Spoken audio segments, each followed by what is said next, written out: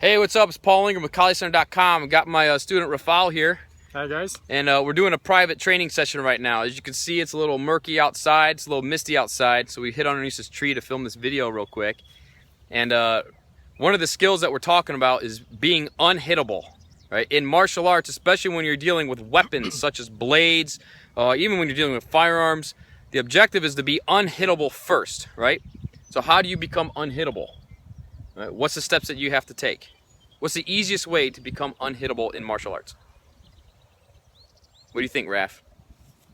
I think you need to have proper striking mechanic, be on time, and be at the proper range. Focus on those things. Okay, that's good, and I'm going to say that's a beginner's answer, right? Because here's why. If you don't know how to get hit, you don't understand how to not get hit.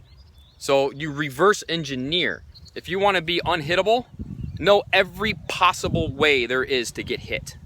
Every single one. Know them all and get hit by all of them. Build that experience of what it is to get hit. That's why we train with rattan. Right? That's why when we're doing boxing or something, we put gloves on and you don't have to hit each other full blast, full power, but you have to understand what it is to get hit and understand those positions and understand the timing to get hit and the range and all that stuff like you were saying, and then reverse engineer that. Right? That's the easiest process. So if you're not learning how to get hit, you have no idea how to not get hit. I mean, then the default answer is just don't go outside, don't get into fights, right? But, that's just, that could be realistic for some people. But if you're training martial arts, that's not realistic.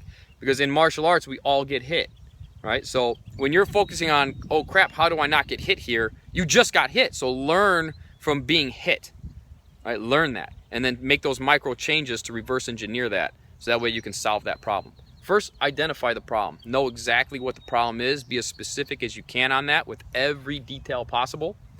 And then that way you can start to micro reverse engineer that.